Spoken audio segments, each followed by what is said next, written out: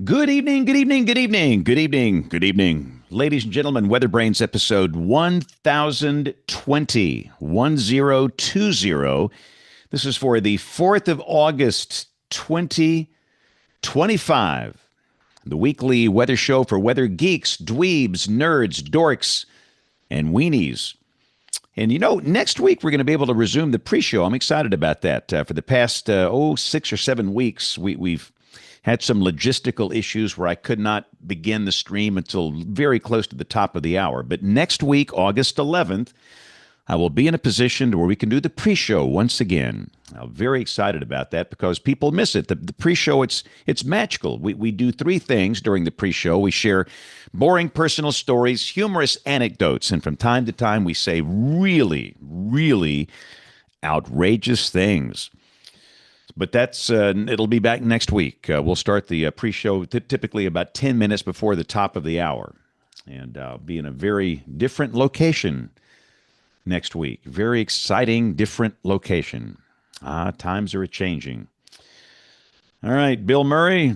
He's Hello, in an James. undisclosed location. Yeah, I've got a little construction mediation tomorrow, so I'm at a hotel in Georgia. So I'll be coming home tomorrow night.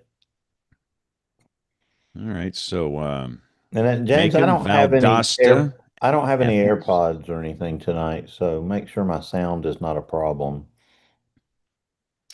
Okay, we typically find that out when other people are talking. So Yeah, John Gordon is prepared to back me up in case it's an issue. okay. Yeah, John was born ready. He was born ready for this. Yes, he was. Yes, he is. Um, But I'm so glad to see Evan after my fiasco 10 days ago. Yes, is my audio working? Yeah, sounds great. Awesome. Got you've got the best thing earbuds about like Evan, you're his supposed to. name says blank. Yeah. Blank. Was I supposed to put Wow. something there? I didn't see the option. Yeah, blank works. Blank. Your new name is blank. Yeah, I think that's off of my email, I think. Well, Well, you know but before what comes to me, Evan, is Yada.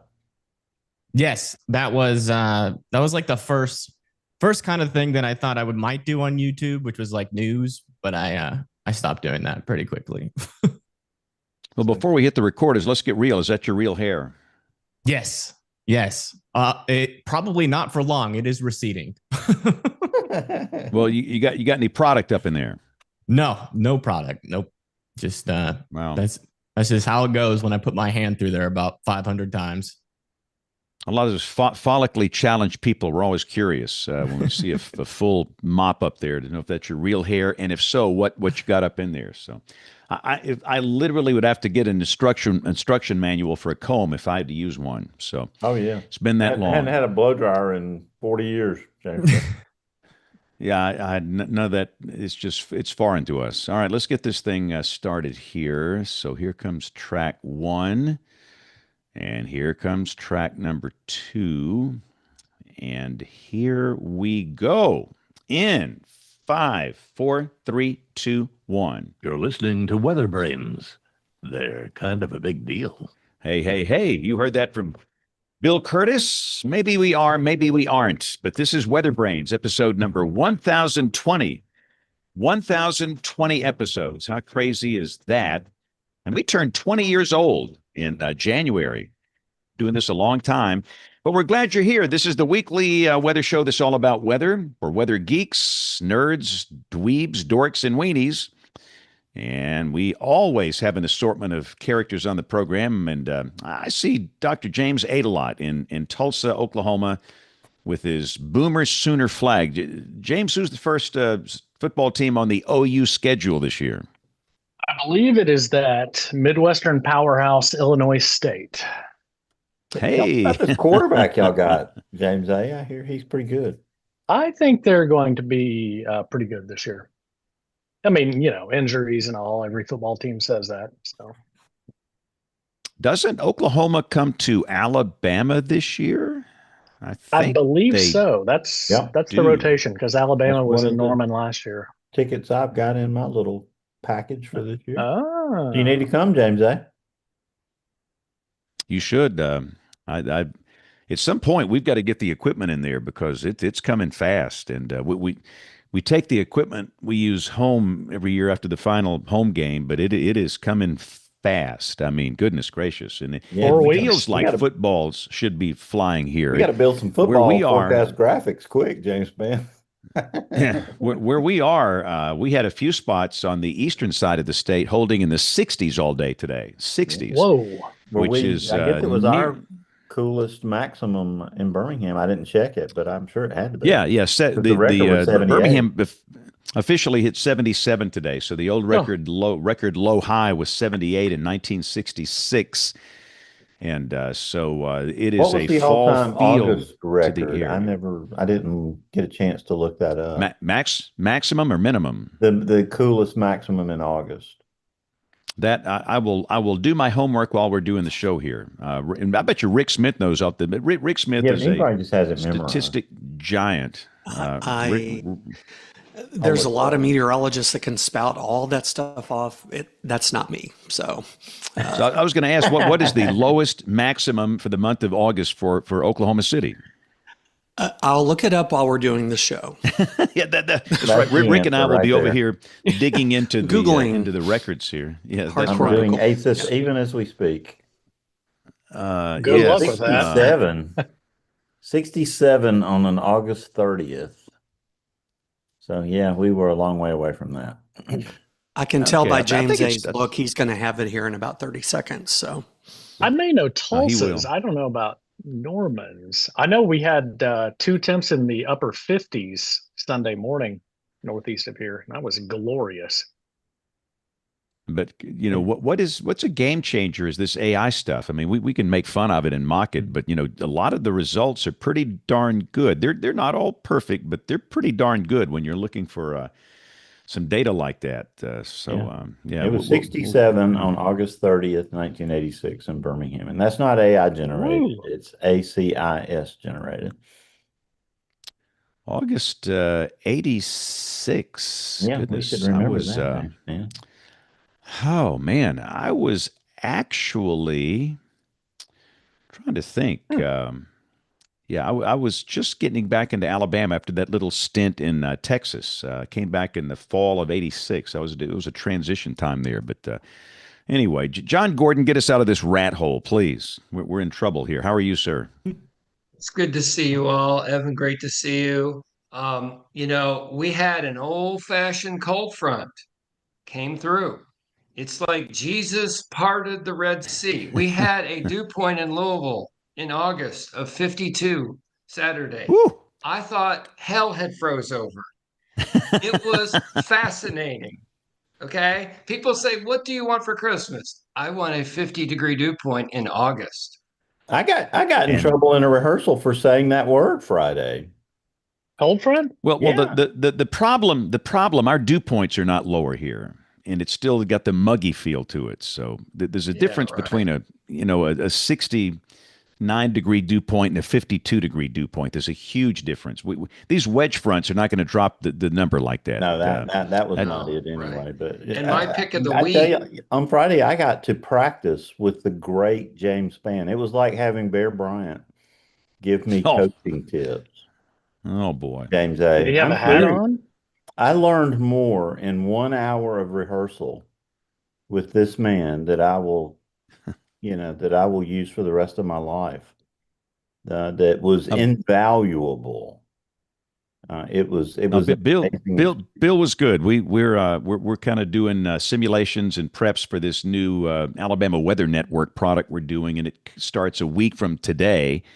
And so last week was a week of rehearsal, simulations, ironing out bugs, and it's always. But Bill has just done an amazing job of getting everything set. But there's always little bugs you have to get out before we start. So we are a week away from launch. But that's not the point of this show here. The point of this show, Bill Murray, it's to bring in our special guest. And to introduce Dr. Kim Coco McLean, if she gets her camera and her microphone going here. Yes, she just Before we hopped get online going. with us here. So we give her a sit. There And she she is. appears. Look at there. There she is. And coming to us Yep, from there she Norman, is. Oklahoma tonight, Dr. Kim Coco McLean. How are you, Doc? Hanging in there. Sorry for the delay. Kids are a handful this evening. Are they ever? Kids are always a handful, Yeah, but show enjoy every title. minute of it. I'm sending my last one off to the University of Georgia this weekend. So you just enjoy them while you have them. How are you feeling? You ready? Say what, Kim? I asked how you're feeling and if you're ready. I'm to do the totally book. ready because I'm excited for him. He's worked so hard. He's in the honors program. And, this is the culmination of a lot of hard work. He's going to start almost as a sophomore. He has 24 hours already. And, he will do the double dog program, which is a unique program that lets you do your bachelor's and your master's in 5 years. And so he is just champing at the bit to get going. So I'm excited for him, and he's not too far away. He can't have a car on campus for the first 3 years, so Wow. it's a different experience. So, but it was interesting for me, being an Alabama fan, to go down to the license plate bureau and buy a University of Georgia tag, which I did very gladly because I'm proud of him. So anyway, but that's going to be the fun part. But thank you, Kim. So, but let me bring in our guest, and John, thank you for being ready to stand in tonight, in case my dinner ran long. But they were more excited about me being on the podcast than me staying down and hanging in the bar with them. So, anyway, tonight on WeatherBrains, we welcome Evan Fryberger, who is an independent content creator and a weather communicator who's built a loyal following as a calm and informed voice in the ever noisy world of weather streaming. Whether it's a severe weather outbreak or a quiet forecast discussion, Evan's a YouTube and streaming. His work stands out as a no hype approach with a clear and steady delivery in an age of rising anxiety and over amplification. He pushes back with level-headed communication, and occasionally has a guest appearance by his beloved dog Chaz. And one of our listeners pointed out that we should have him on. And we came very close to not having him on because he was pretty mad at me last week. But we thank Jess for sending in that suggestion. But I'm glad that he got over being mad at me. And Evan, we welcome you to the show tonight, Evan Fryberger. Hello. How's everybody doing tonight? Hopefully you guys are doing well today. It was amazing out here today. I went outside and didn't really want to go back in for the first time in a really long time. It really felt like a late September post-tropical system or something, or maybe an early November, wedge kind of situation. It's been fascinating. Here today where I am, it was, 64 for the high it's been a steady light rain all day. And I was just lucky I had this jacket thrown in the back of the car because, even though I've got a suit coat and some other things I could wear, this has really come in handy. But Evan, tell us how you got interested in weather. That's always our obligatory first question. Yeah. Well, it started off looking at clouds at a very young age. I like to see if I could see shapes in them, as probably most kids did with ADHD. And then I would say it went into hyperdrive when me and my mom, we were at BJ's, which is like a supermarket in I think the Northeast. I'm not sure if it's down in the Southeast yet, but yeah, we were coming out. There was a tornado warning. And then I looked off over to my right, and there was a tornado. And that was very close to, let me just we lived kind of close to the Pentagon. So it was like around in there. I forget what the year was, but yeah, I saw the tornado and I was like, what causes that? And from there on out, it's just been a wild chase to try to figure what really causes it. It is very interesting how complex it is and how all the little minute things have to come together, whether it's latching onto an outflow boundary, whether the environment's slowly getting capped, but you still have high shear. And so therefore, the storm can still kind of generate enough spin to put down a tornado, or, if you have it just completely behind an outflow boundary, even though in a decent shear environment, the storms might not produce anymore. And there's just all these different types of scenarios that can happen. And one of the things that I've been trying to figure out the most is just how to use my pattern recognition using, looking at radar, looking at the different parameters, like, anyways, just trying to figure it all out. Just to summarize. Yeah. That's been like, it started when I was very young, and then from to today, trying to figure out exactly what causes a tornado to happen, what causes severe weather, why does one storm do little hail and another one do big hail. And it's so complex. And I really enjoy the mystery and the challenge, I think. Yeah, I think we all do. It's amazing when you see the patterns come together and you recognize them. What you were saying, Evan. Yeah. It really is extremely rewarding. Now, you were talking about this tornado when you were growing up. Was that the 2001 tornado near the Pentagon? Would that potentially have been that one that was right after 9/11? Sound did you say after 9/11? Yeah. It would have been before, because after 9/11 we left. Did you? We left Virginia. In fact, the plane actually flew over my elementary school, and I was out for recess, and my dad used to take us to this one airport all the time. It has like this field. I don't know what the airport name is, but it has this big field. We were climbing the trees, and the planes would fly very close to the ground. And so, like, I always had like kind of an interest in planes, because we would do that. Me and my little brother, we would like imagine scenarios and stuff like that. And so I knew, like, when the planes flew over my school, approximately the height that they should be, but that one was very, very low. And then like 30 to 40 minutes after that, I got checked out of school. I think we went to my mom's house, and then yeah, that was crazy. Absolutely crazy. What a terrible, Yeah. terrible day. And I was in Telluride, Colorado, opening a hotel, and really, knew that it was sort of the Pearl Harbor of my generation. I don't know that we've ever talked about this very much on this show. Um, I don't know, John Gordon, where were you on September 11th?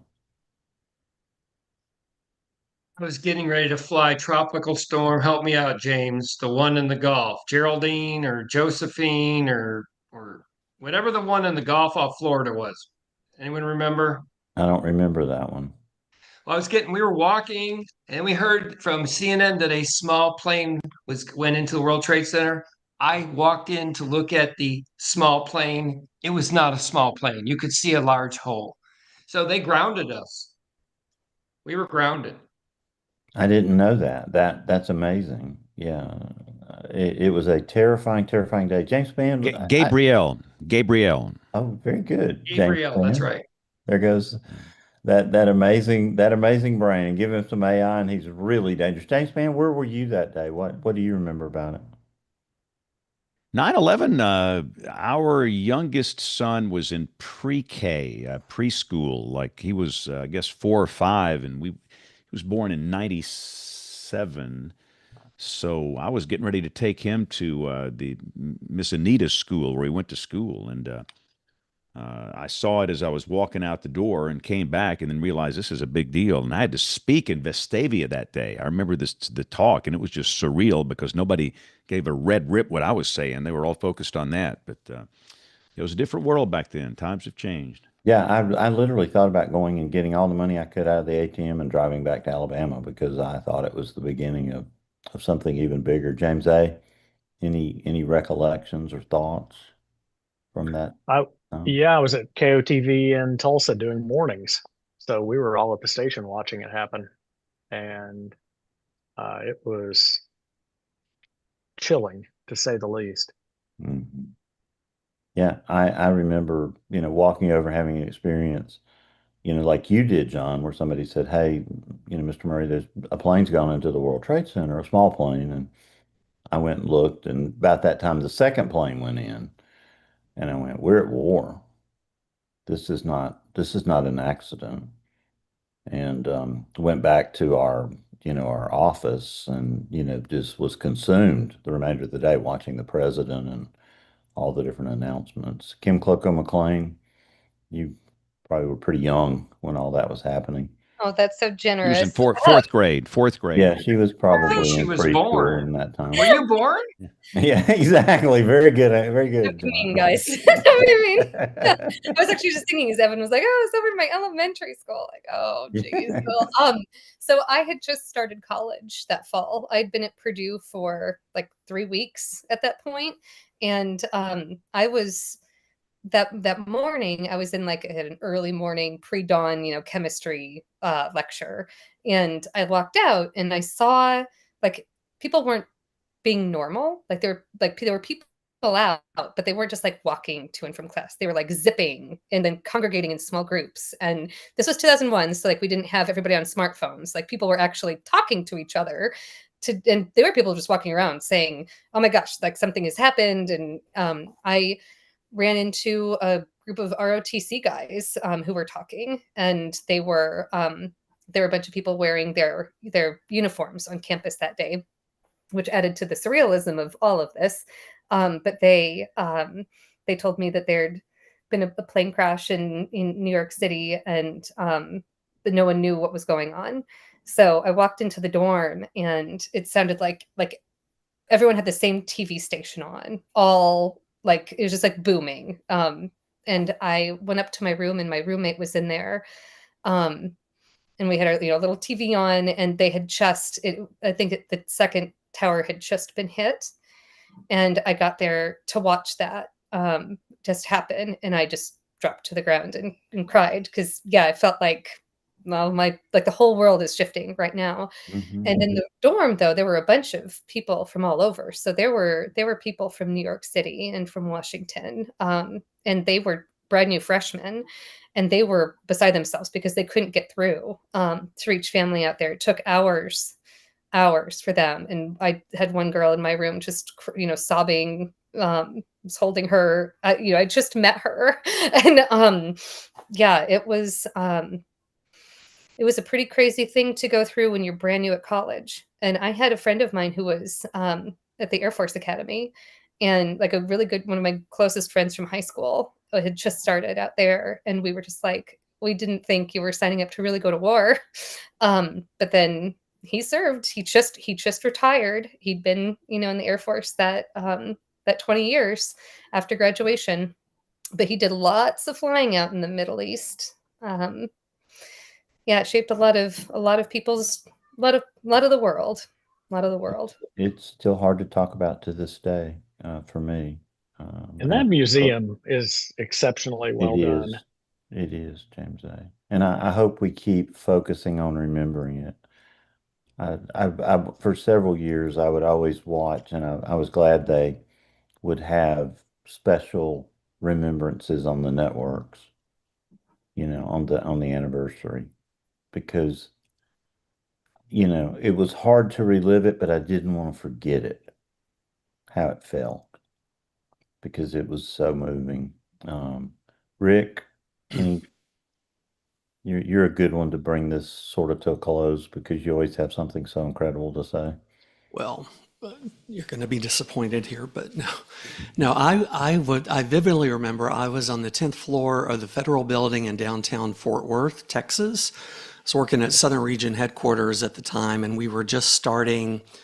We had formed this tornado warning improvement team for Southern Region, and we had somebody from SPC. We had people from, several people from all over the region had showed up there to meet, and it happened like right as the meeting was starting, I think. So that kind of made it very difficult to concentrate. They closed the Federal Building down, not surprisingly. But for whatever reason, we were bound and determined to at least get the first day of the meeting in. So we went to another location and tried to do the meeting. I don't think anybody could really concentrate on it, but I vividly remember being there and just immediately thinking, we're in a federal building. It was scary for all kinds of reasons. But one of the creepiest things I'll never forget is going home that evening. We lived in South Arlington, and we were kind of on the approach to DFW. So we had planes flying over our house a lot, especially when the wind's blowing from the north. And just going home and getting out of the car and no planes. It was, I'll never forget how eerie that was and however long that continued for. But yeah, that's definitely a day to never ever forget. Bill wanted me to jump in here with this, but Rick, what you just said reminded me of my parents. They worked at Carswell General Dynamics during the Cuban Missile Crisis. And that morning when they were at work, all they heard were airplanes taking off because it's a joint runway between the Air Force Base and General Dynamics. And none of them ever came back except tankers.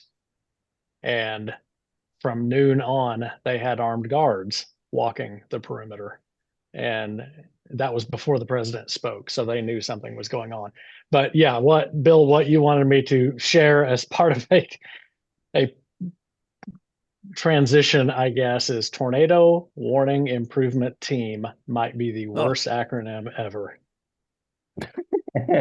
Well, the actual acronym wasn't much better. I think it was Tornado Warning Improvement Project, I think. So TWIP. TWIP is slightly better than TWIT, I guess. So this year we had TOTS. You'll like this there. Okay. TOTS, Tornado Operational Training Summit in St. Louis. 100 people came, and we had a tater tots bar for the tots there, James Adola. There you go. That would have been right up James A's alley. But Evan, thank you for sharing that, because I don't think we've ever talked about that day on the show, and it's a very important day in American history, and obviously it affected you and your family very deeply. So anyway, but talk about how your interest in weather progressed to kind of get you to this point. So, talk about how that interest has evolved to where you are today.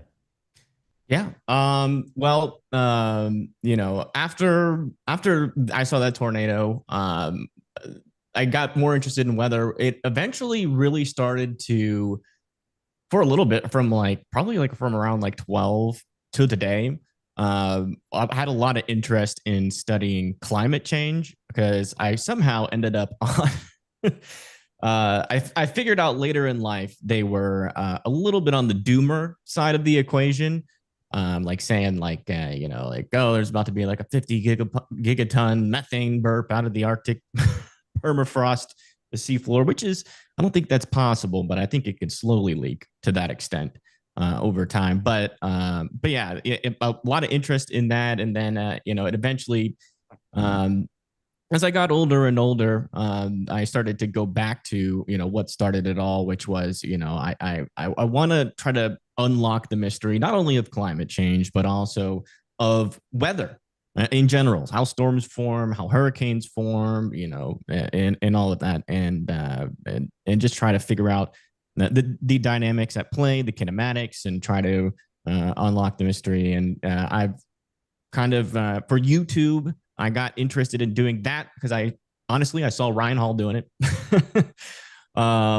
And I somehow, he messaged me on Twitter, I think it was. He said that he wanted me on his team. And so I joined his team. I was actually a field reporter for him for a little bit. And I was actually the first person that was looking to find people so that the Y'all Squad, which at the time was not a 501c,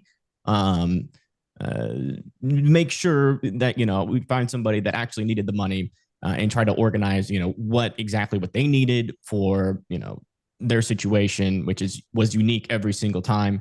And we ended up having a huge disagreement or parting of ways on how to run that organization, because again, it wasn't a 501c and they weren't very transparent. So I ended up leaving because I couldn't get any answers on that. And I ended up doing my own thing and, just trying to, and also I also had some disagreements in the way that, they did the hype and, the clickbait and all of that as well. And, he although he's inspired tons of people to come in to the weather world to, like me, to do severe weather coverage and help, really broaden the coverage and the reach of the weather world, at least online, to a broader audience.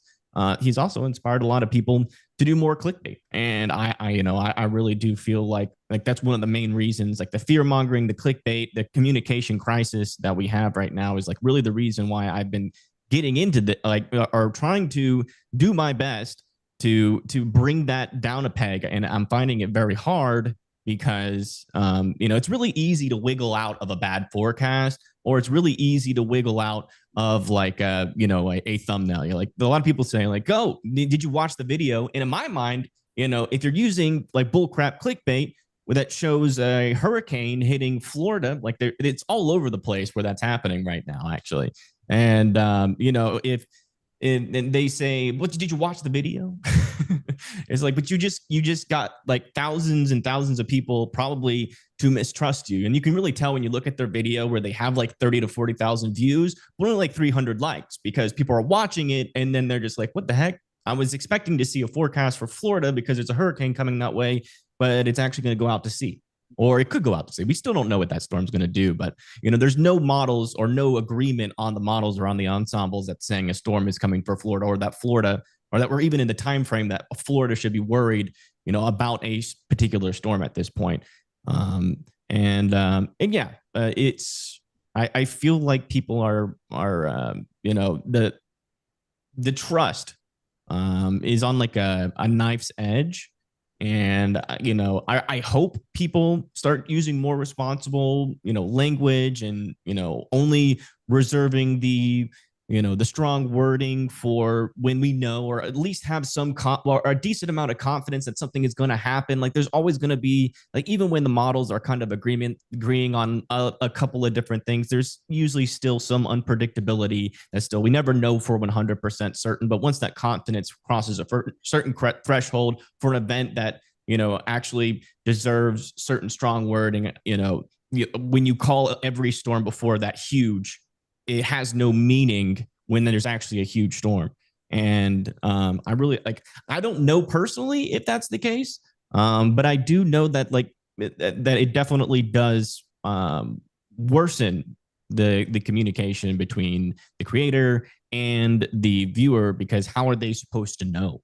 Like when the alarm is rising, and you see all these different scenarios where you have all these crackpots online that just come on and they just say whatever, and they're not like, they'll do a forecast, but then but like half of it is trying to justify in some weird way, like, oh, like, yeah, maybe down the line a storm is going to hit Florida, but like these are the storms that we have now. And it's just like they're always trying, like, because that's the way to go. It's like they've figured out that is what YouTube likes. Like if the more you tell the truth on YouTube, the less views you get, because you have all these other people that are willing to call every other storm huge or massive. If you don't go into that, then you're just not going to grow, at least on the video side. The good news is, I would say, is that at least for the weather coverage side, when stuff's actually happening, like, you can't put on your thumbnail and your title, like there's 8 billion tornadoes happening, or, that's obviously an over exaggeration, but you can't say like there's 10 tornadoes on the ground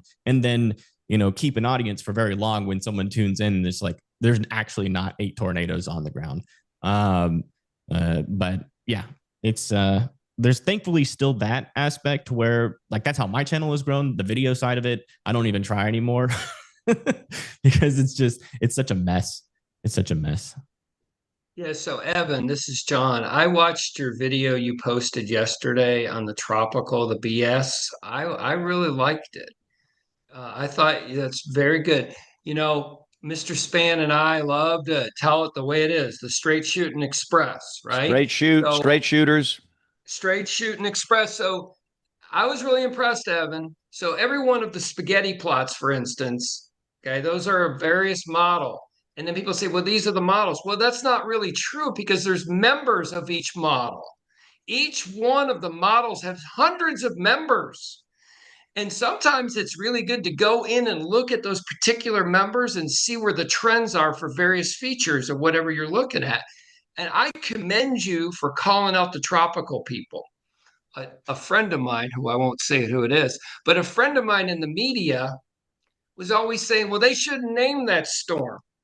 There's nothing there. And I go, do you not know where you get all your cheap products from Amazon?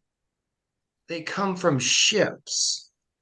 and those ships might want to know there's something out there. So it's not just where it's hitting, where it's going. It's responsible straight shooting express. Evan, you keep being straight shooter, man.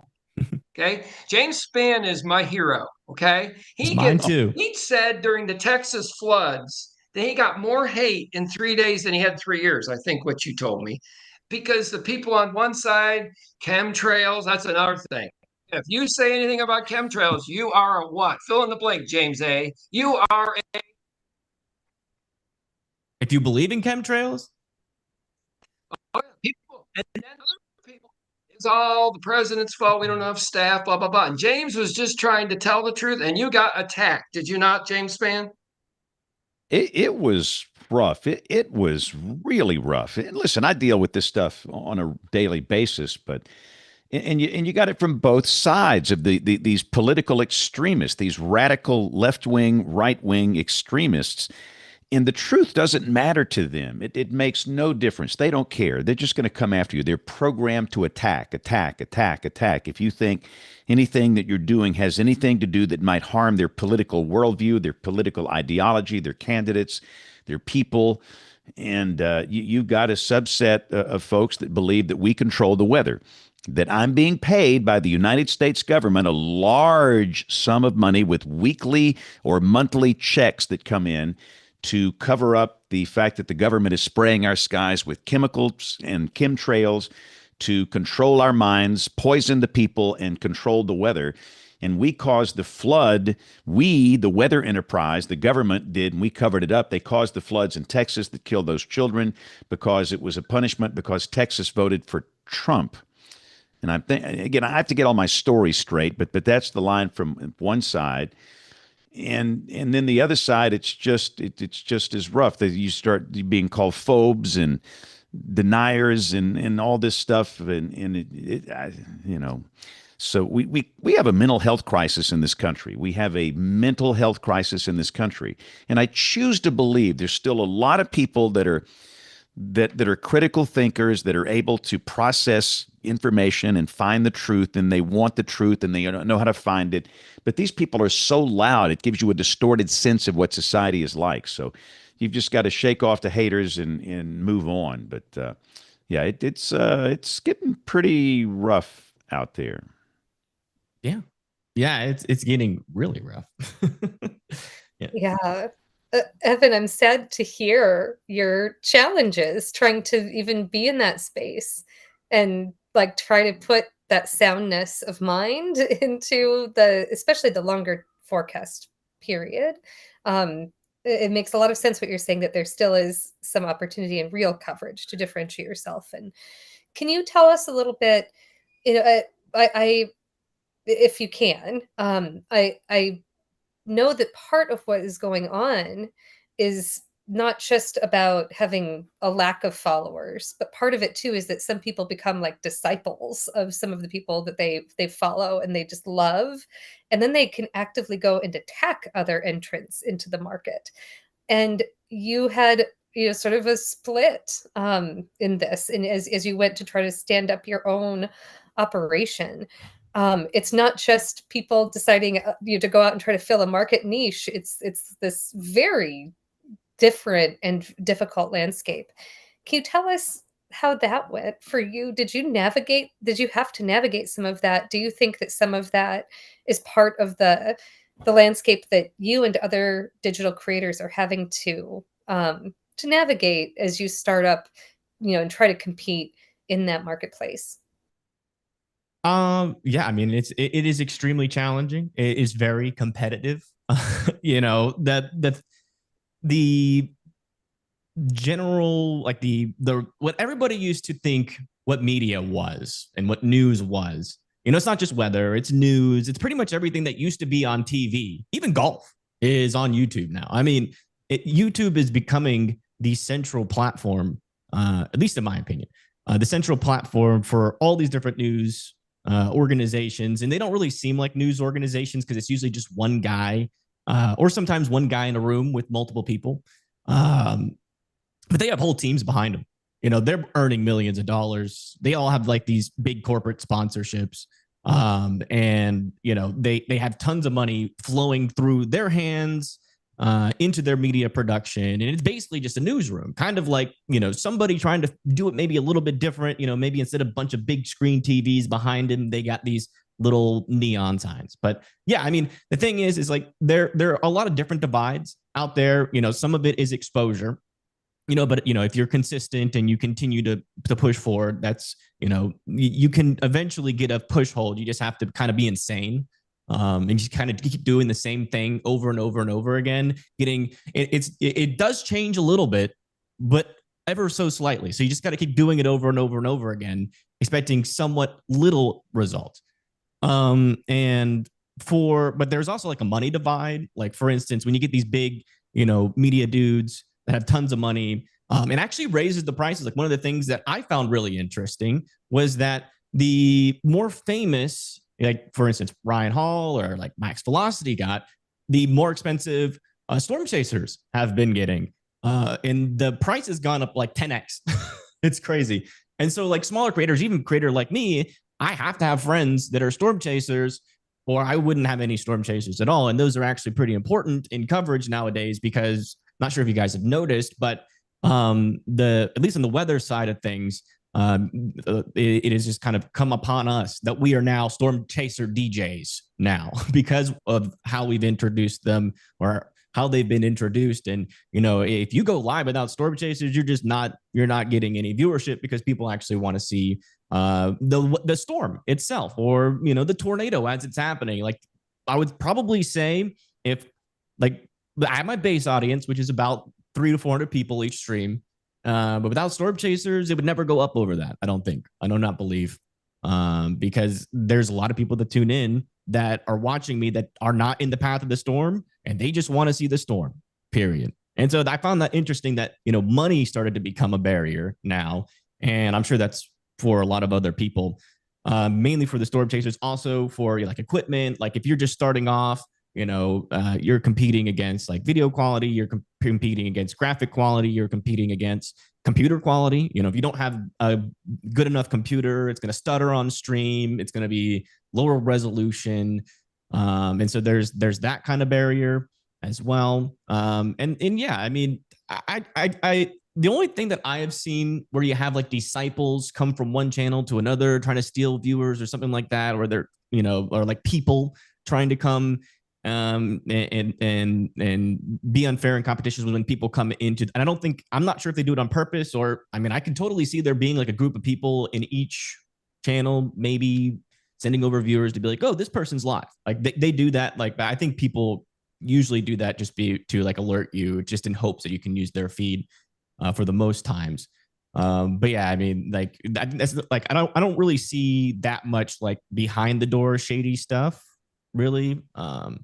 If that's what your question was, I might have misunderstood it though. Nope, I was trying not to be too inflammatory with the way that I asked it, but yeah, it ended up being a little bleak. But that was basically it. Like if there is the infighting piece, I know that there definitely is. Community has there's huge infighting, especially in the storm chaser community.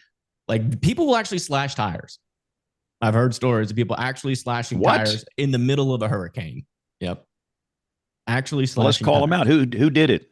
Who did it? I don't know who it was. So these are chasers. This is for real, right? This is real. You can get a chasers on here. You'll see it. It is a thing. It is a thing. And are these chasers that are doing like live coverage for different, with different YouTube creators like you or like Ryan? There's like these fleets of chasers out there, and they're all trying to. Well, that was one of the big infighting. Actually, was Ryan Hall started signing exclusive chasers, and that like it's kind of a known thing that local TV people do it, but like on YouTube TV, we try to do it a little bit different. More genuine, right? Like everybody should have an opportunity to get the same feed so that we can all report to our audiences what's going on. And so it was kind of a big overstep when Ryan started signing exclusive chasers, and then Max also signed exclusive chasers. And, Max was all pissed off. He was saying like, "Oh, Ryan is, only signed exclusive chasers." Then Max signed exclusive chasers, and it's just like there's a lot of virtue signaling that happens, and I don't know what causes that kind of attitude. From my perspective, it's just like everybody should have a chance to grow. If I'm getting off live, I'm sending my viewers somewhere else. Like, I don't take any sponsors, any money from anybody other than my viewers. Like, I don't understand where the greed comes from. I don't understand why people punch down or up. Just speak the truth and let the cards fall where they fall, and just let everybody else have opportunities. And I feel like, I don't care. If genuinely, right, somebody is just better broadcaster than me, they're always going to bring a bigger audience. I don't mind that. But if you're going to start cutting off opportunities for other people by closing down the doors, I think that's messed up. Yeah, it's what's something that's really interesting that's going on there. The way that you can monetize chasing has just changed so markedly with the introduction of this business model. Because early on, we had Reed Timmer really was the pioneer of broadcasting and getting footage of tornadoes and getting it almost live. At first, it was almost live. It was near live coverage that was provided to major media markets. And then there became a little bit more live as technology allowed. This was happening in the mid 2000s, like 2005, 6, up to like 2008, 9. And then we started to see, YouTube really took off when it first took off. And when there were these aggregators of storm chase footage, then there was just this abundance of everybody sharing all their stuff. It was kind of this like, the happy time of social media, when it really took off for a couple of years and people were like happy before everything fell apart. But there was so much sharing that media corporations didn't need to pay a lot to get that content anymore. And so the price, as I understood it anyway, plummeted. But what you're talking about is with the exclusivity, with more, you're making your own stations now. Yeah. And you are hiring personnel and having that exclusive team oriented, content. So you're sort of seeing, this business model is pulling in chasers I can imagine it being an extremely attractive monetization when there had been a lot of competition in that market. Yeah. And it was tough to get paid a whole lot. I know some people make it work, but it's a lot of work to really make that like something that you live on. So I'm fascinated, and it's both sad to hear what you're talking about with the competition and the vitriol, but gosh, it also, there's only so much space out there. When is it gonna get overcrowded, do you think? I think it's already starting to get a little bit overcrowded, but there's still tons of room for new people. It's just those barriers that I mentioned are really hard to get past as by a new creator. I got lucky. I still believe I got lucky. But like if somebody's trying to start something right now and like try to wiggle their way in, it is so hard. It is extremely hard. Like I forcefully have to have zero team in order to afford the stuff that I do on my channel. And because I don't take any sponsorships or do any of that. So like that's my choice though. Like somebody could come in, one of the things I fear actually is some random dude who has no idea what they're talking about, has a crap ton of money, that can afford every storm chaser, maybe like he, inherited down from somebody. And they can just have 10, 20 storm chasers on their channel and they're watching radar saying really stupid stuff. They don't know how to read it, but everybody's watching them because they just have tons of chasers and they can just keep switching back and forth. Because again, that's a huge part of it. And I think that's actually a majority part of it. Is like, and not only that, is also like interacting with your chat. Like that's another thing that local news agencies don't have. They don't interact. They don't build a relationship. It's kind of face to face, It's kind of face to face. I'm saying words, they're typing text, but they're saying what they've been through that day. We talk about interesting topics that they come up with. It's not all about weather all the time, and I think people appreciate that as well. But it's so hard. I can't even imagine if somebody new tried to come in right now and to try to come out, and separate themselves from everybody, because you've actually got some local guys, local TV stations that are trying to get in on the YouTube game and are using Yeah, You you got know, Nexstar doing it. You got a lot of other yeah. station groups that are jumping into this. But I wonder what they're going to What's next? do. What's next? Are doing? They're doing the same thing. They're doing these YouTube channels, James. They've got their, they're streaming. They've got their local stations doing, these streaming channels. They're hiring meteorologists to do it. I don't know a lot of the details, but I know that, that they're asking their stations to get these things spun up right away. So They're are they hiring a different staff for their YouTube Yes. operation, or are they wanting the TV people to handle the YouTube operation? They're hiring a separate set of meteorologists, like in Denver.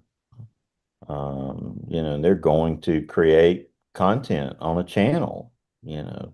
So at what point do we reach saturation? And my question coming back, Evan, is, this is weathertainment, obviously, what we're beginning to talk about, what you described there. A huge part of this, the mission is to save lives still. And when does that line get blurred? And when does, obviously Ryan and you and Max have had a lot of success telling people, you know, giving them warnings and, giving them safety advice. But a lot of this entertainment can get in the way of that if we're not careful. Because that's still the end mission, I hope, at the end of the day, for all of us is to save lives. Yeah. Yeah. I mean, that is the number one goal is to help people, get the warnings out and try to help, make sure people know what to do, what the storm is doing.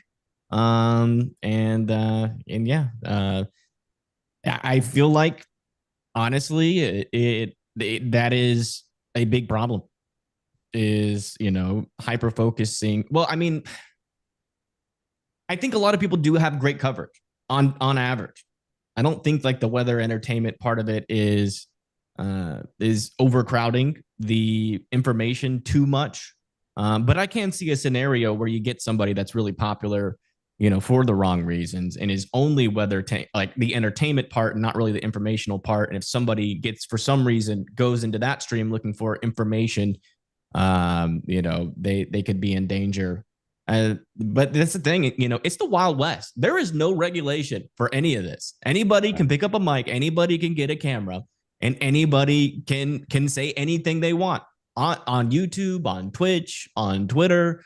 You've got these random people that probably have never thought or done journalism in their life that have millions of subscribers doing the news now.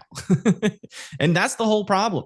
As somebody that is very firmly believes in free speech, I do believe that people should be allowed to speak their truths, I guess you could say. But at the same time, when it comes to something that has to deal with life threatening information, I do believe there needs to be more regulation, because I don't think everybody should be able to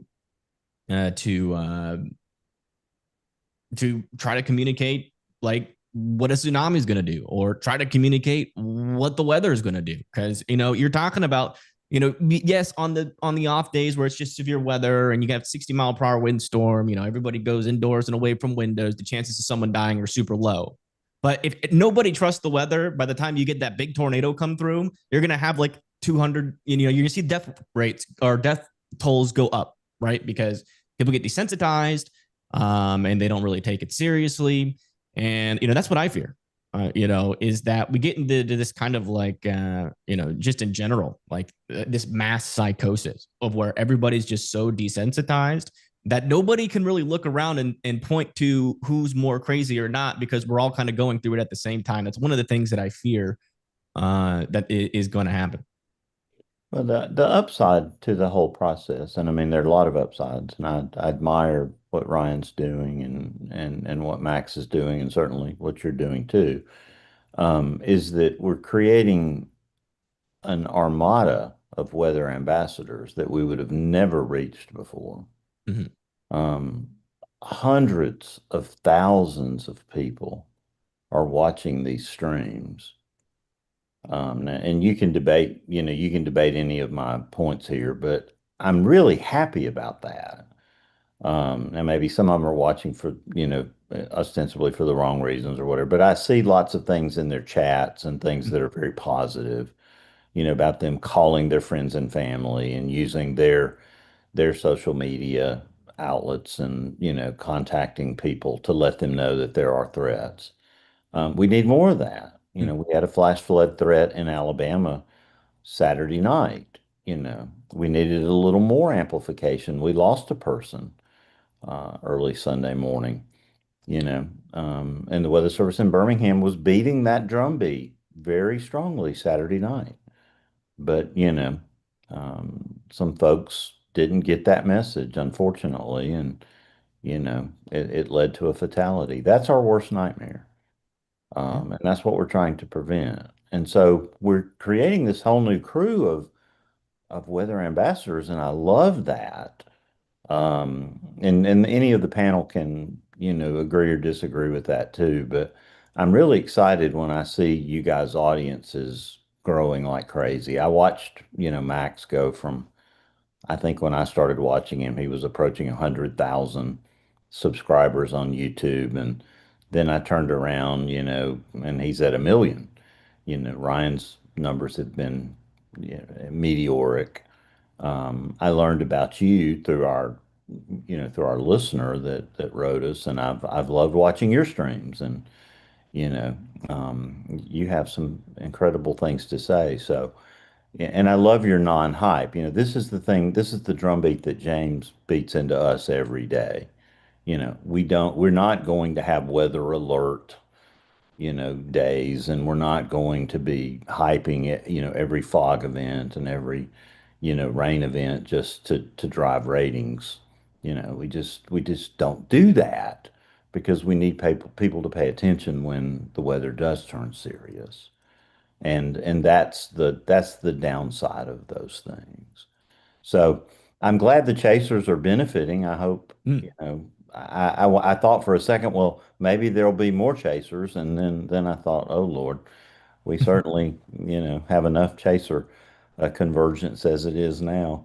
But I hope all this gets sorted out so that, we don't end up with, total monopolies. As someone said in our chat, hopefully there's enough pie to go around, in that process. So talk for a minute about how you approach urgency and calmness at the same time in your broadcasts. Evan, how do you do that? It's just ramping it up as the storm changes, if and just being honest, like I'm not going to call a 60-mile-per-hour severe thunderstorm warning with 1 inch hail, a crazy storm. As long as you're indoors and away from windows, your chances of survival are almost 100%. I always usually give like a little caveat, like if you live near a big tree, if it's diseased, you should probably get closer to the, more interior portion of your house. But for the most part, unless it starts to ramp up, like for instance, yesterday we had, a couple of bigger hailstorms, one with apple-sized hail. We had two, maybe it could have just been one tornado the whole time, or one might have occluded, and then we could have had another circulation and a tornado spin up. It was either one or two tornadoes. Like, for that little area, although it was pretty rural, for that little area, it was a very active weather event. And then we had this big old blob of rain that was starting to form. And I've seen that pattern like 1 million times. It sometimes causes just like random, very deviant tornadoes when you have just a very high cape environment, a lot of precipitation and little outflow boundaries nearby. Sometimes you can just get all of that mass or all of that rain and precipitation. It converges into the one little focus spot, and you can get some big time damaging winds as well. And I said, it's like, I've seen this before. I'm not sure if it's going to do it, but we're going to keep an eye. And then, all of a sudden it starts, that cold pull really starts to surge into the south, into that instability. And you got like 80-90 mile per hour winds move into the Dodge City area. And then I ramp up a message, before then, we were still warning the storms. Where's the hail at? But I play calm music.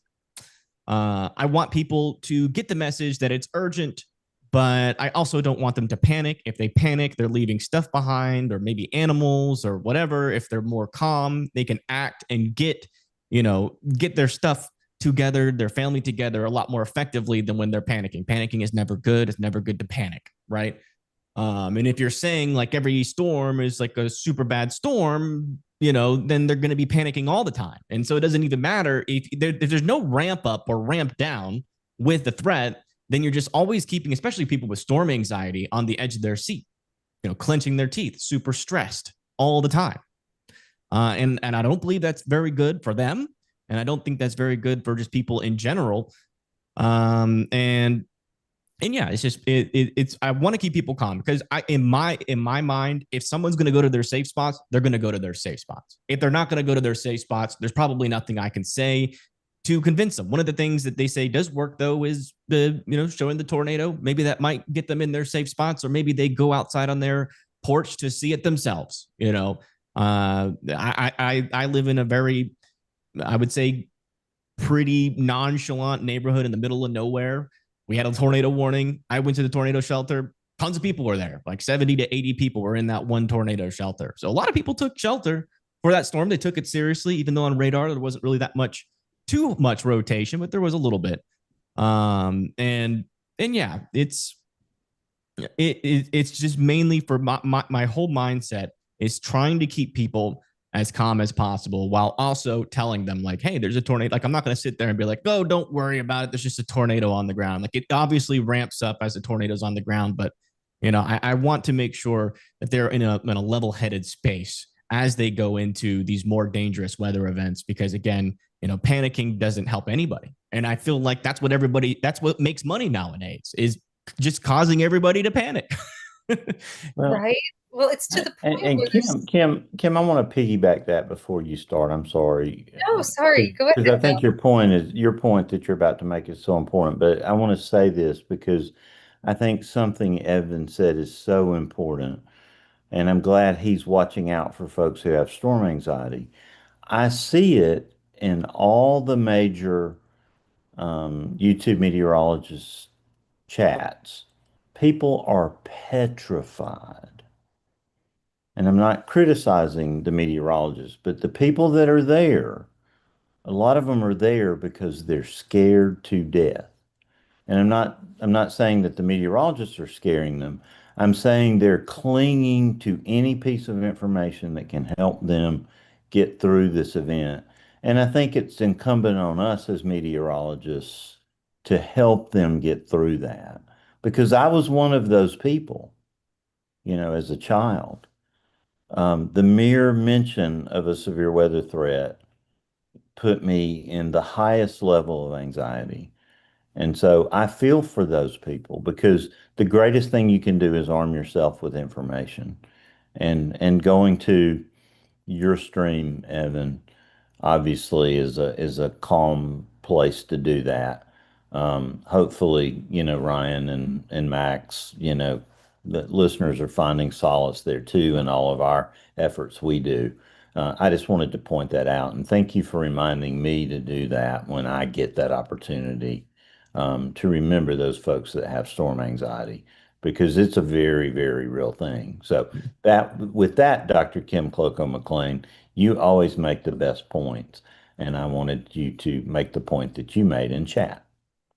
Oh no, is there a more calming voice than yours? Jeez, that you can make anyone feel calm, Bill. But I think what I want to say is so in line with what you were just saying. It's from our cognitive science. We know that people can't make as well-reasoned, well-informed decisions if they are panicking. You're sort of in a space where you're either going to just take the protective action and feel like PTSD coming out of something even if nothing happens, or you just feel completely disengaged, and I feel like the scales are just tipping so much in society in general toward getting people either to one of those poles in life in general.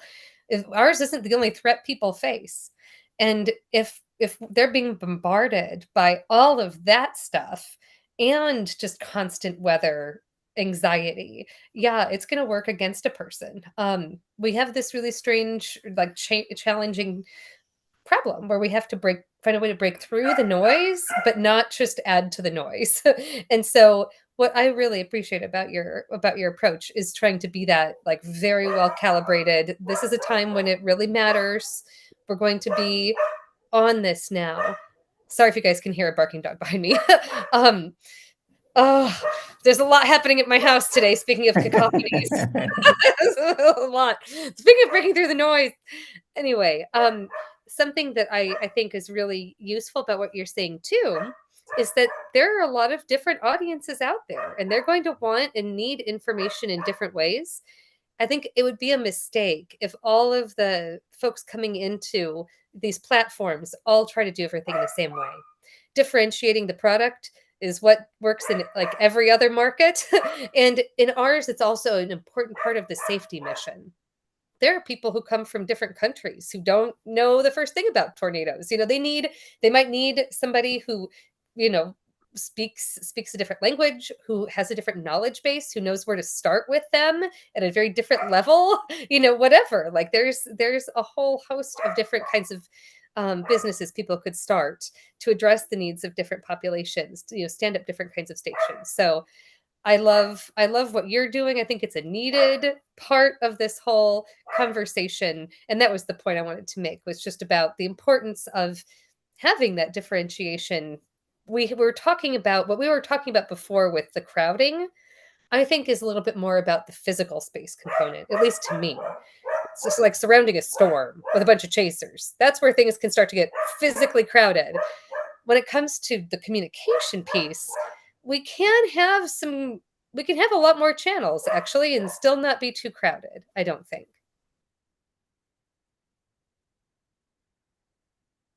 Yeah. Yeah. There, in my opinion, I think it's about like, I don't understand. One of the things I don't understand is why nobody works together. I don't understand that. Like everybody's just like, you have all these, I mean, you have all these local news people. I get that. I like, they are super important. I don't want to take audience from them. I don't know if it would be even a good thing if I did. I mean, they're obviously going to be focusing on that area of their specific audience, probably a lot more than I could. But I really do feel like I just don't understand. Like everybody's just trying to do their own thing. I've never understood that. Like if we all work together, like not like the SPC, but like as like just like I don't even know how it would happen, but I just feel like we have so much more resources together than all just doing our own little separate path. I've never understood why everybody like I've tried to collaborate with a couple people, but they never really want to. And so maybe there'll be opportunities and more of that in the future. Evan, I think something good's going to happen, Bill, in Huntsville here. I do too, James. I do in a month, and is it okay to talk about it here? Or is that still a secret? Which part about being in Huntsville? Oh no, it's IWT definitely out there. The early registration ends tomorrow. So if you have not registered for the National Weather Association annual meeting, the discounted rates end tomorrow. So. No, I'm talking about the National Integrated Warning Team meeting. Oh no, it's happening. I think Kim can speak better to it than I can. Oh yeah, it's definitely happening. Yeah, I don't know. I don't know if it's a secret, but because some of us on the show are involved in this. But my point is, I think that's an amazing start. In that, for those that can attend the NWA 50th annual meeting in Huntsville. In September, on Sunday, there is going to be a National Integrated Warning Team meeting in which you're going to see people there from YouTube streamers to old school broadcasters to others. And Rick Smith and Kim, y'all are kind of involved in this. Give us a little hint, a preview, a tease. Well, I know what we were planning to do over the last 12 months we've been talking about this or whatever. Parts of it have kind of gotten not derailed, but a slight detour with none of the Weather Service or NOAA people probably going to be able to be there, but the National IWT is going to happen. I don't know if NWA has announced everything yet, but I think it's going to be a very open experience where people can attend even virtually and hopefully for free. Hopefully I believe that's the case. Kim, correct me if I'm wrong. I've missed a few calls, but it's the vision of it was such an amazing idea, and it's still an amazing idea. And just from talking here tonight, it's even more important to discuss these things. And it's all about just getting us all together and all just understanding a little bit better about how we operate. And Evan, the things you're saying about working together, and that's what it's all about. So yeah, it's going to be very, very cool. There on I don't know the date, but Sunday of the NWA. Going to have a tough act to follow though, because I understand that our own James Adelot and Ryan Vaughn are going to be the opening act. So I don't want to have to follow that. But I believe, I do want to hear more about Adelot needs to explain himself here. I don't know what he's going to talk about, but I just do believe that getting everybody in the same room and you're looking at each other face to face, it's a little different, and maybe that will open the door for just a little more friendliness and an open line of communication and like Evan's talking about, working together. I think the whole thing should mesh together very well. And I still to this day see some old school, broadcasters. Those kids on YouTube, they're all horrible. They don't know what they're doing. Well, guess what? They got a lot more audience than you do, big man. So maybe you need to sit back and learn something because they're doing something right in the way they're communicating with people. And you're not. And if you're not going to change, you're going away. And again, and it's the other way around. The YouTubers, they talk about the suits on TV. They're old, crusty men. Their days have passed them by. They don't know anything. Well, by golly, I know a lot more about this state than you do. I dare you to name off the towns. I can name off where I've been. I've been to the schools. I've been in the Walmarts. I've been to the Dollar Generals. I've been down that road. I'm not reading off towns on a map. I've been there. I understand them. I know them. And again, that's the advantage of local people. And there's an advantage to national people. We all have a place in this. And sitting there pointing fingers and, flicking boogers at each other, it's ridiculous. We need to just stop, take a big, deep breath, relax, and learn to get along. And I agree, Evan, we can work together in this big ecosystem here. There's a place for everybody here. So just hopefully we can come to this IWT in Huntsville and get to know each other a little better. But Bill, I'm sorry, I hijacked your show. I'm sorry. No, that was perfect, James. James, what give us a tease for your routine before the National IWT? Tease it. Go. Basically, this started out with an abstract submission to discuss 2 back-to-back tornado outbreaks and how the set of tools that was a very good diagnostic set of tools to use on one did not work as well on the other. So my abstract is basically not every tool in the toolbox is the hammer you need to do every time. Ryan Vaughn also submitted one that was very similar about continuous coverage. And last we heard, they're going to make it a panel discussion before they set the room up for IWT. So we will be curing insomnia, I'm sure, right before IWT. No, that's not true. I'll be on the front row. I can't wait. No, that's going to be worse than late Charles Boswell on the front row. I can't wait. This is going to be good. So Evan, give us a little inside baseball. How do you prepare for an active severe weather day? Well, it's a lot of stuff. I have to make sure that OBS is working correctly. For one, I have to make a thumbnail. I do everything. I have to, usually in the mornings, I will try to make a video as well, which includes me also editing the video. And then, I just make sure I'm looking at mesoscale analysis, tracking how the trends are changing. On that, looking at soundings, comparing them to what the models were saying and trying to figure out where this event is going to try to go, so that when I'm live, I usually give my opinion on how I think things are going to play out.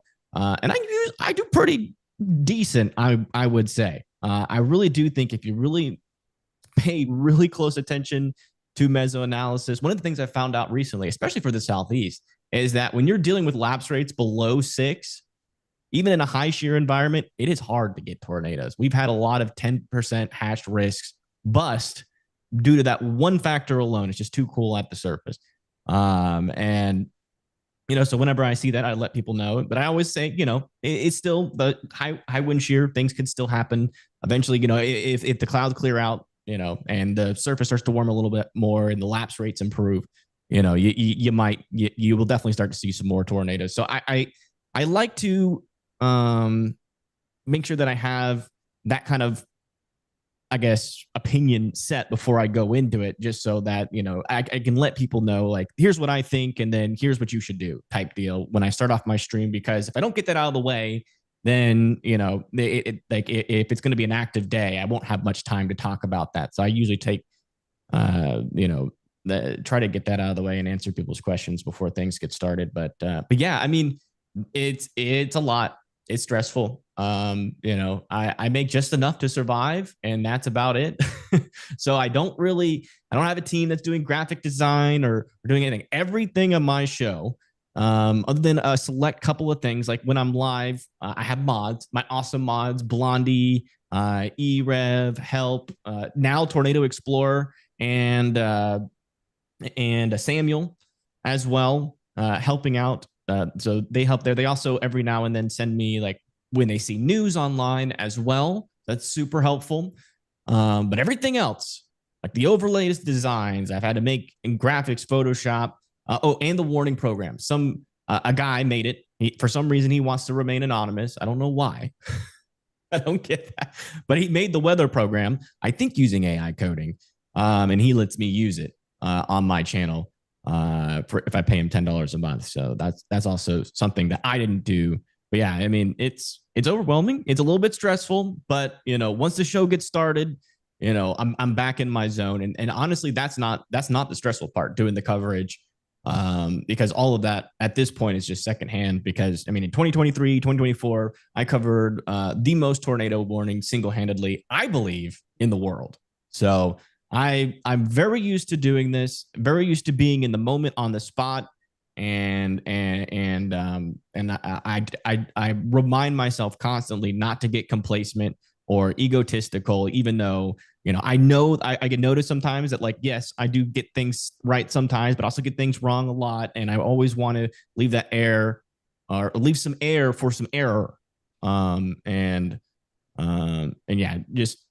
yeah, I don't even know where I'm going. I have ADHD, so I get super distracted even when I'm talking and bouncing off of different topics that probably has nothing to do with the original question. So I'll pass it back to you, Bill. No, that covered a ton of ground right there, because you're managing a million different sources and a million different pieces of information. So is most of your monetization from your subscribers? Yes. Is that what happened? Direct donations. Do you Yeah, do YouTube the doesn't pay super crap. chats and things like that Yep. successfully? Has that worked well for you? I mean, it's kept the channel alive. So there are some, like, for the winter, I don't do that well. It gets a little bit scary, but I always act like, I'm not going to make any money during the winter, and I save up just to make sure. But yeah, I mean, YouTube pays like crap. They take like 50% of everything. I think it's a little bit much. And without sponsorships, it's hard to do it. But I always believe in being able to say what I want to say. If I have sponsorships, I can't say my mind. If I want to make an off the wall joke, if I want to be myself, I have to change it because of I might lose a sponsorship, and I don't like that. And I don't also everybody gets enough ads anyways, enough. So I don't want to like paint ads on them, or I don't sell merch for that reason, because everybody just puts their name on their merch, and it just basically turns their audience into a billboard. So like, yeah, I got off topic again. Sorry. No, you're never off topic because you're sharing information that our audience wants to hear, Evan. So thank you. Thank you for sharing that. James A., you got an important point from something that Evan said a couple of times. Yeah, and Evan, you had mentioned ADHD, and I think we're all on that spectrum somewhere. I think that's a continuum and not a binary thing. But I think it's an incredibly useful trait when we're juggling all the various inputs that we need to process to cover severe weather. Troy was here, he would say the same thing, but all of the meteorologists on panel would tell you 20 years ago, we clamored for more information. We wanted more, more, more. We wanted to know more about what that storm's doing, better radar, faster updates. And now it's an information management problem. And some of us do that better than others. And I think that personality trait is much more of an asset than a problem. Well, the main problem right now is that everybody also has access to the 300-hour run of the GFS during hurricane season. Yes, absolutely. I go crazy during hurricane season in the winter months because that's when the clickbait just goes crazy. You know, people will post snow maps like 8 days in advance and hurricane maps 8 days in advance, and then like it's super frustrating because communication's about to go into the tank. Well, the NAM 24 hours in advance isn't so hot at snow either. So or hurricanes. So Evan, what's the most memorable thing that's happened to you on a stream? Oh, wow. There's a lot memorable. Any event you're especially proud of? Well, what I love the most about streaming is my chat. I love getting to meet every single one of them. I love, I think yes, like a tornado happening can be memorable. But it is something that I'm there to warn it, but I'm not connected to that event in any other way other than getting the warning out because it's happening in a state that I'm not in a state that I can't help out in. Like what happens beyond me giving the warning, I have no association with. And so, I try not to devote too much of a mental space because I would want to put most of that into making sure that I'm reading the storms right on radar, reading the environment right, and making sure the warning is communicated in the right way. But that's just kind of all stuff that I do anyway. So it's not really something that gets banked in my memory, but some of the conversations that I have with my chat, I think I remember the most, or, every now and then, just like a really weird topic will come up in chat. And then we're talking about it for like 10 minutes because the storms haven't gotten started yet, or they've calmed down quite a bit. There's like this one time, for some, you need to ask people. There's a lot of people that think telepathy is possible, like being able to communicate mind to mind. And I did a poll in my chat, and it was like 40% of the people that believe that they can communicate with somebody mind to mind. And I thought that was super interesting because I was not expecting that because I was like, telepathy is not real. And then I got a backlash. I was not expecting the backlash. But I think there's like, I think that argument is revolved around like mothers and their unborn children. They can like communicate with their child, I guess. I don't know where it comes from. Chemtrails. Right, Gordon, you got the most important question of the night before James Spann asked the really hard question. Sorry, what'd you say? Ask about the dog? Yeah, time for the dog question. I've been wanting to get in. Okay, dude. The dog. Where's the dog? And what happens when you bring the dog on? Do your numbers go up, stay the same, or go down? They stay the same. usually when it's dog showing time, it's usually when there's not a whole lot happening. So that's usually when I bring them on because I don't want to sometimes I'll bring them on when there's like a tornado warning to because like when there's a tornado warning, you have a bunch of people. There's another thing that I like ask myself sometimes is like, if you're in your tornado shelter, would you rather be in your tornado shelter with someone screaming about you that there's a tornado on the ground and that's it? Or would you like a little laugh every now and then? Or look at a cute dog? just to kind of take just a little bit of the edge. Because again, if you're not in your tornado shelter, you're not going to get there if I just up the screaming anymore. If I tell you there's a tornado on the ground and I show you like this is debris, and then I show you a camera, there's like a large storm, and then there's the tornado, and you're still not in your safe spot, there's nothing I can do for that person at that point. And so the people that are already in their shelters, I don't know. I feel bad for them, and I sometimes want to cut the edge off of it, just a little bit of the fear. Sometimes I try not to go too crazy with it, but I'm not afraid, I guess, to say that I might crack a joke in the middle of a tornado warning. I think I'm guilty of that a couple times. You got to speak out in support of dogs, though. Back in the telework era, my wife and I were fostering 2 puppies, and the room I'm here now was the room we kept the puppies in. And I still have emergency managers asking if we have those puppies because they would hear them on a conference call, or I'd turn the camera around or something, or post pictures of them. So yeah, puppies can help as long as they're not too rowdy. Yeah. Chats can be sometimes rowdy, but whenever the chat sees him, I have like this little cam down here, and he like for like an hour or so, he'll usually sit down underneath my chair and just put his head on one of the chair legs, and then that's when I'll usually bring him up. But the numbers don't go up or down. It's not a thing. And in fact, I wouldn't even have it if my chat didn't convince me over and over. They asked for probably about a year, and I kept on telling them, guys, I don't want to put my dog on a screen. That's ridiculous. I don't want to like use my dog as like a ploy, but they just kept begging. So that's their fault. So are you streaming on Facebook and Twitch and other platforms, or just YouTube? And Just if not, YouTube. why not? I'm just terrible at social media. I've always been Well, super against it. isn't YouTube social media? It is the only I can handle like YouTube, and I'll every now and then scroll on X, and that's about it.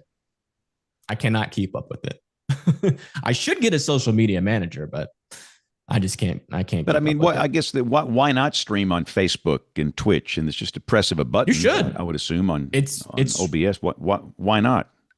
I don't have an argument for that. I think that if you're going to do it, you should probably have every single social media account to try to reach people where they are. I just like I said, I'm the only guy that kind of runs everything back over here, so I only have so much bandwidth, and it's very limited. Okay. Well, so how do you deal with the haters, or maybe you don't have haters? I just clap back at them, which means I hate back a little bit, or I call them idiots. It depends on what they say. If they're coming in saying like chemtrails or something like that, I'll just disprove them. If they're arguing in the chat about the Gulf of Mexico or whether it's called the Gulf of America, I'll just be like, doesn't matter. Call it whatever you want.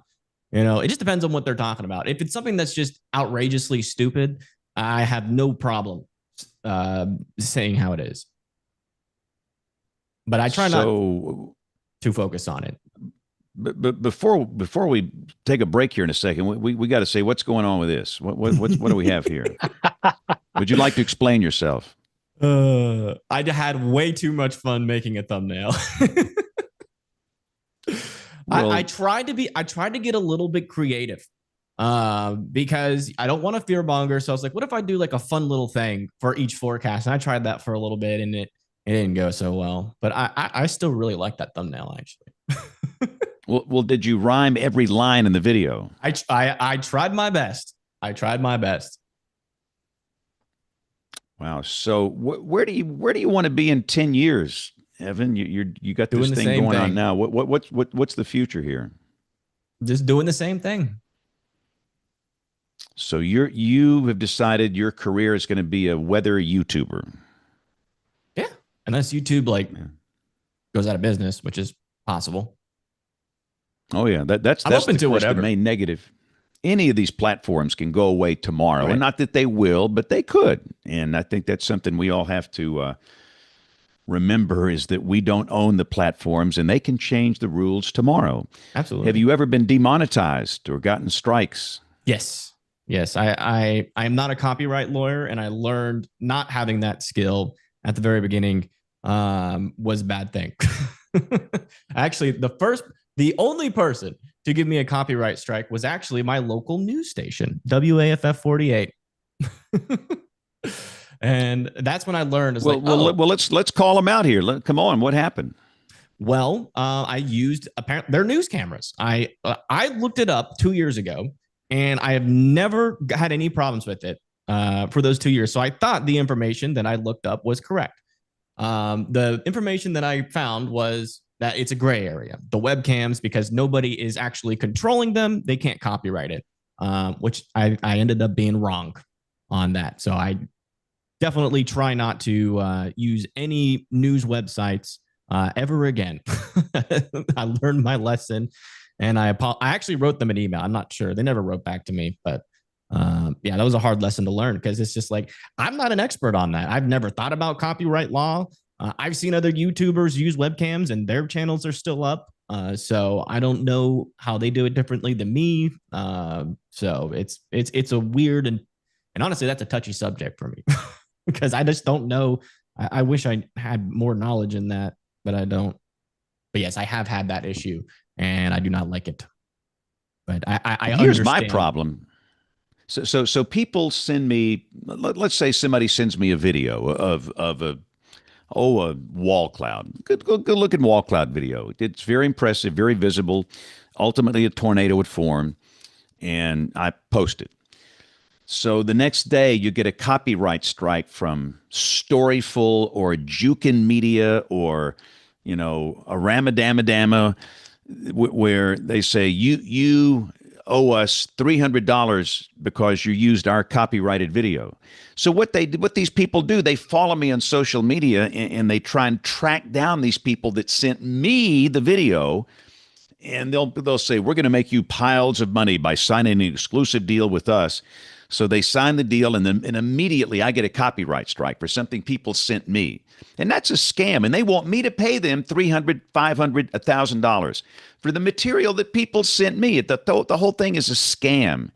And I've warned these guys, listen, you want to play? I got some big lawyers here. I mean, we can play some nasty ball here if you want to do that. So and I actually said it on Twitter back in the spring before a decent event. You guys better stop this, or you're going to have a real problem here. And they did. I've not had one in a while, but inevitably it's going to come back. But it's like people send it to me by private message. It is not over open Twitter, open anything. Private message. This video, and the next day you get a copyright strike for somebody, for the video that they sent me, and that really, really gets on my nerves. But having said that, I don't want to get cranky. We have to take a break here. We're going to hear from Tony Rice in the Astronomy Report. We have Jen, who is not with us live this week, but Jen has This Week in Tornado History. John Gordon, the great American, finest American you'll ever meet, is going to stand in and be the email official here, and we'll do picks of the week and much more as WeatherBrains rolls along. Looking beyond the atmosphere, here's Tony Rice with your Astronomy Outlook. You might have seen that tomorrow, April 5th, is expected to be the shortest day of the year. Some say of our lifetimes. But what does that really mean? Isn't a day just a day? 24 hours, 1,440 minutes, and so on. There are a lot of ways to define a day. In this case, we're talking about the amount of time it takes for Earth to complete one rotation. Tuesday, August 5th, that rotation is going to be 1.25 milliseconds shorter. Variance here is pretty normal, but it's usually not quite that much. You see, the irregularity happens because of a number of factors. Sloshing around of Earth's liquid core, seasonal changes in the atmosphere, the moon's position, and even climate change. More on that in a minute. Tomorrow's variance is in part because of the moon. You see, the moon's orbit around Earth is tilted about 5 degrees. It's also not very circular. When the orbit brings it closer and the tilt brings it closer to the equator, the gravitational tug is a little bit higher, speeding things up just a bit. But the bigger factor here is actually the jet stream. It slows down a bit during the summer, and the laws of physics say that energy's got to go somewhere, so the planet speeds up just a little bit. Other factors include earthquakes, which can shift the center of gravity, though recent ones along the Pacific Rim don't seem to be having that factor here, as well as melting sea ice, as the climate continues to change, and that moves previously frozen water from the poles closer to the equator. Think about a figure skater moving their arms in and out as they're spinning. That changes the rate of spin. You can't fight the physics. Elsewhere in the sky, we're about a week away from the peak of what is usually one of the most worth your time meteor showers of the year, the Perseids. But I wouldn't expect much this year. They're going to peak just a few days past the full moon, and that means the sky is going to be pretty bright, which will hide most of the meteors. That's your astronomy outlook. Follow me at RTP Hokie for more spacey stuff like this. This week in tornado history, August 6th, 1993. It was one for the record books for the Commonwealth of Virginia. 18 tornadoes occurred on this day alone, smashing the old record of 10 in one day on October 13th, 1983. The August 6th record held for 11 years until September 17th, 2004, when Hurricane Francis produced 39 tornadoes across Virginia. The strongest tornado of the August 6, 1993 outbreak was rated F4. It hit the town of Petersburg with max winds peaking at 210 miles per hour. This is the most intense tornado in Virginia since 1950. The twister caused an estimated $47.5 million in damage, not only the costliest of the day, but the costliest in the history of Virginia. Tremendous damage occurred in the Old Town area. Several large, well-constructed brick buildings and the historic train station were destroyed. Near the train station, a caboose that was anchored to the ground and resting on a set of railroad tracks was torn from its anchors. It was thrown about 20 feet to the southwest, ripping the tracks out of the ground with it. A total of 58 buildings in Old Town Petersburg were damaged or destroyed. The tornado continued to wreak havoc in historic Pocahontas Island. 47 of the 57 homes on the island sustained damage. A 200-year-old church was totally destroyed. At the church, a Bible opened on a podium was left untouched. The twister moved across the Appomattox River and I-95 into Colonial Heights. Several stores were hit, including a Walmart, and it was here that 3 women were killed and 198 were injured. The tornado crossed the Appomattox once again and moved into Prince George County. It hit a sand and gravel pit company. The second floor of a cinder block building where several employees took cover was destroyed, and sadly, 1 man was killed. This was the first F4 tornado recorded in Virginia, but not the last. 2 were injured when an F4 hit Rixieville on September 24th, 2001. Get hooked on more tornado history by checking out our website at tornadotalk.com. Hey, just maybe there's something in the email inbox this week.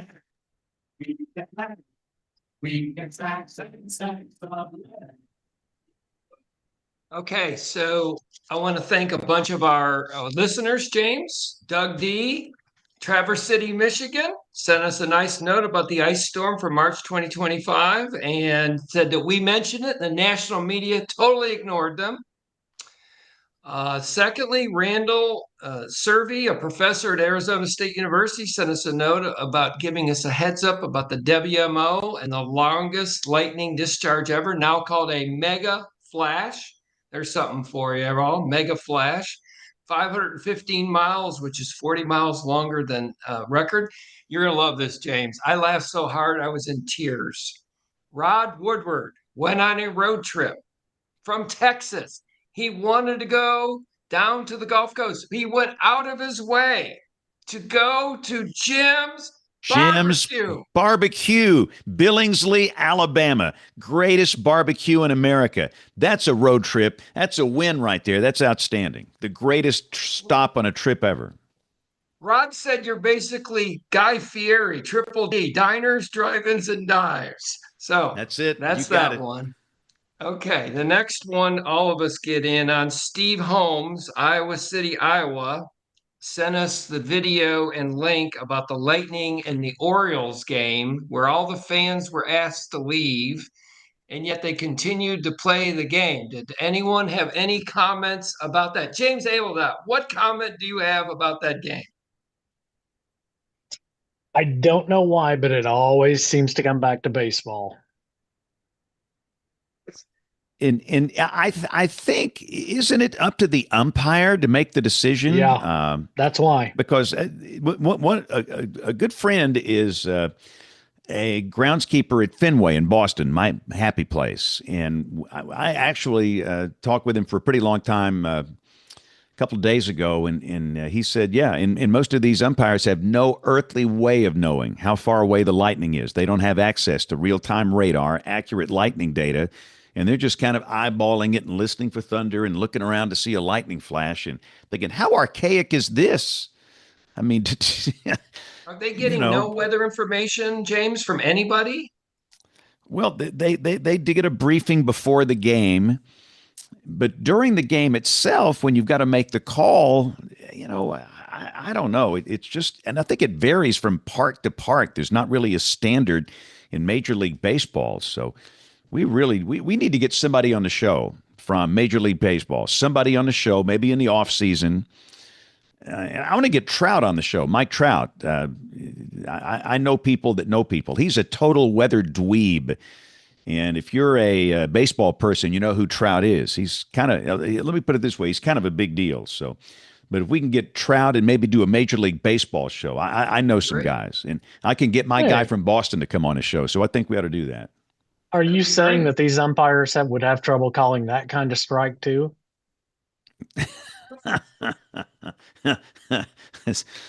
Oh boy, where's my rim shot sound effect here? Hang on. I got one more.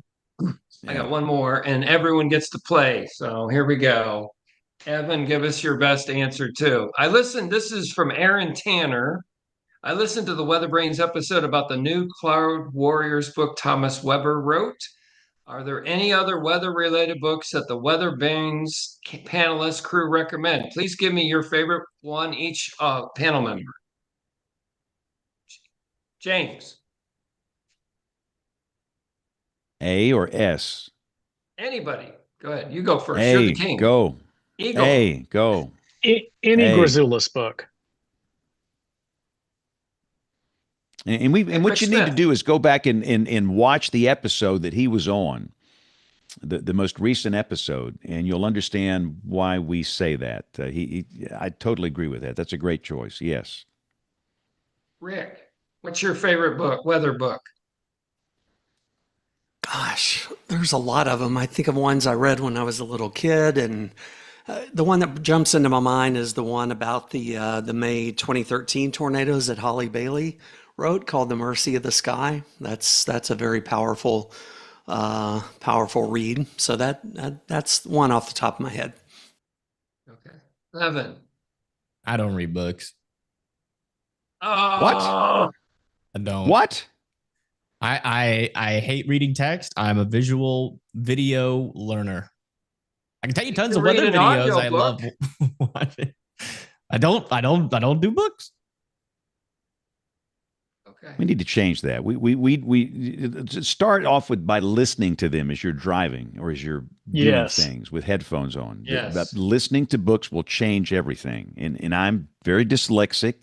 I'm not the best reader in the world. I like math, but I love listening to books. If you don't learn something new every day, you'll be left behind. And there's so many good books. Mine, John, is a book called What Stands in a Storm. I dare everybody on this show to read that book. I triple dog dare you, Evan. I'm talking to you. I triple dog dare you. If not, read it, listen to it. You have to have empathy. You have to put yourself in the place of the people that you're serving to be successful. And Kim Cross wrote that book. And this is a book about April 27, 2011, which was a generational tornado outbreak here. Bingo. There you go. And Kim got it right. She got the science right. She got the emotion and the passion of the day right. She got the tragedy right. She got everything right. And she worked really hard on that book. And I just think it's the greatest weather book that I'd ever read. So again, John Gordon, my answer is What Stands in a Storm. So what about you? All right. Grazoulis gave me this. Okay. This is the 25 tri-state storm. All right. Ooh. The Forgotten Storm. Evan, this will change your life. This is for you, Evan. And the other one is a Camille book. Okay. 1969. Very good. You're on the board. The eagle has landed. So I think you all got to love, if you love weather, whether it's audio or visual, read those weather books. You'll learn a lot. I'm with James. That's our email for this week, James. Awesome. Yeah, I'm so busy and I don't have time to read, but you know what I do? I'm in the car every day. Some days I'll do a school program that's 3 hours away. I'm in the car 6 hours, and that is a golden opportunity to listen to an audio book. My Audible subscription is just absolute gold. And so, yeah, that's good stuff. All right, we got to do picks of the week. This is where everybody is going to share something really, really cool. Evan, we're going to stall for you and let you go last, okay? But this can be a website, this can be a data source. All right, just something that's really cool and weather related. So, and again, we lost Kim and we lost Bill. They had to bail. But let's go to James, and that he's got the 9 o'clock news coming up. Let's get him in first. James, go.